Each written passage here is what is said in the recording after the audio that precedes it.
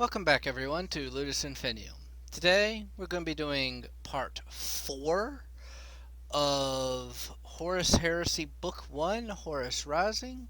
If you enjoy the summaries, let me know. Show some love in the comments, leave a like. If you don't, leave a dislike. Let me know what you would like to see different in them. That being said, let's get into it. Part 4 opens up with the shuttle down with the remembrancers in it to 6319. And it also talks about something else important. Malachurst, the Echoid Horus, who was shot down, actually escaped via drop pod and was seriously injured. And he was being nursed back to health by a family on a farm.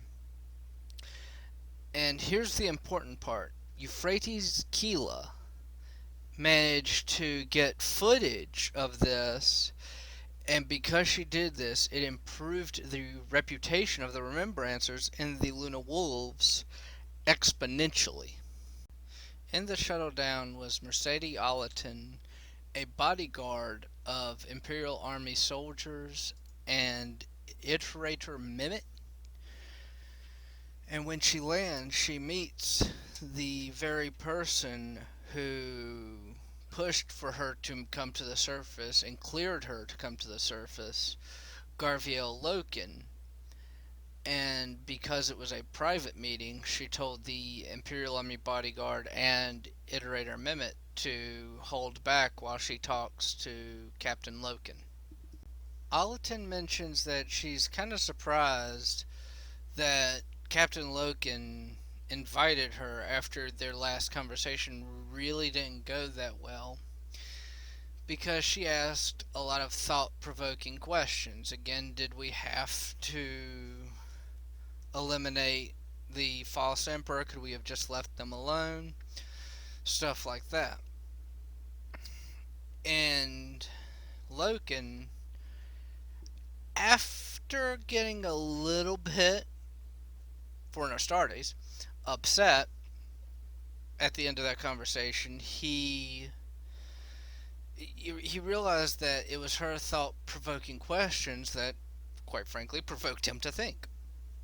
And he says, well, first off, when she lands, she apologized to him for her candor and for the questions. And he's like, don't apologize. Those caused me to think about it, and that's why I'm at this point right now. If it wouldn't have been for what you asked me, I wouldn't be in the position I'm in right now.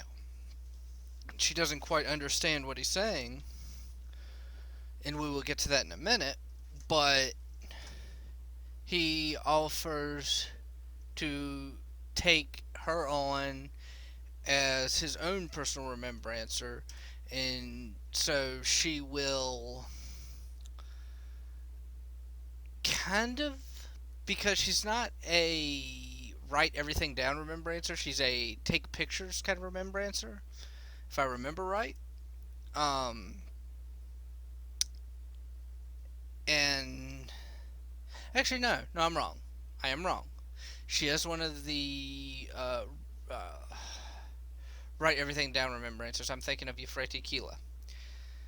Anyways, he takes her on as his personal remembrancer, depending on how things go, and he will explain to her more what happens in the future. After talking with Allerton, Captain Loken makes his way through a lightly wooded area to a pool. And when he first gets there, he is met with a light shown in his face and is addressed by the voices of Torgaddon, Little Horus Aximand, and Ezekiel Abaddon. This is the point in which they I'm thinking of the word here. They accept Loken into the ranks of the Mournival, where Torgaddon sponsored him, practically, Abaddon seconded, and Horus the War Master and Primarch Rogel Dorn agreed to it. So all that was left was for him to be accepted into their ranks. During the induction ceremony, I guess you would call it, he starts to get a little worried and a little fidgety because it's almost like something involving rituals and spirits. And if you know anything about the Imperial Truth, there is no such thing as rituals or spirits to them. That's all archaic and at some level evil. So he starts getting really fidgety, and when he gets pressed by Torgaddon on what's bothering him and explains it, Torgaddon, Abaddon, and Aximand have a little bit of a laugh, and they're like, no, this is just the way we've always done it. Let's call it pantomime or theatrics.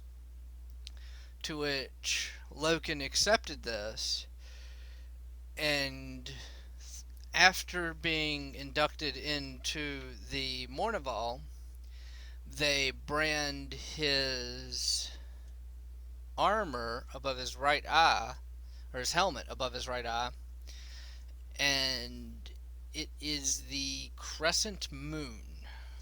All 4 Mournival members have a different phase of the moon.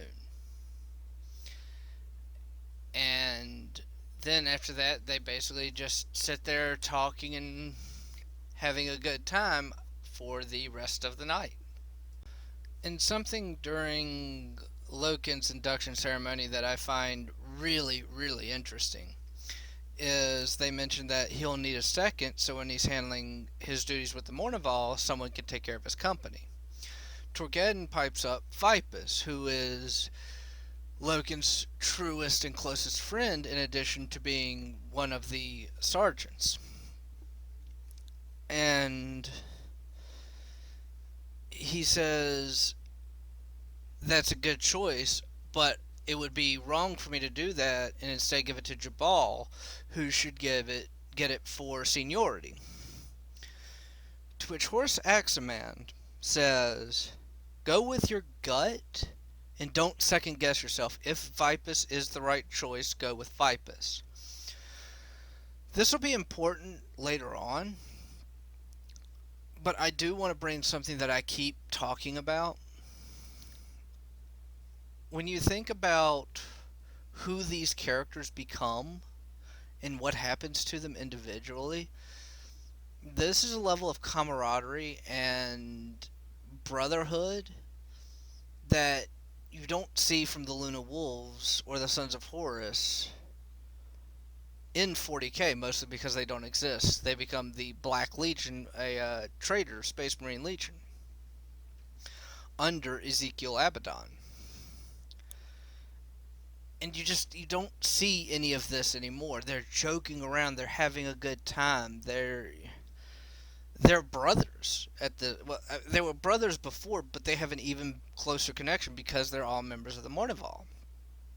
And it's something I hope that Games Workshop does, or Black Library, I should say, both of them really do more of in the future, because this is really good stuff. This is the stuff that I stick around for with the books, because I mean, I've already mentioned they become the Black Legion, they become a Traitor Legion.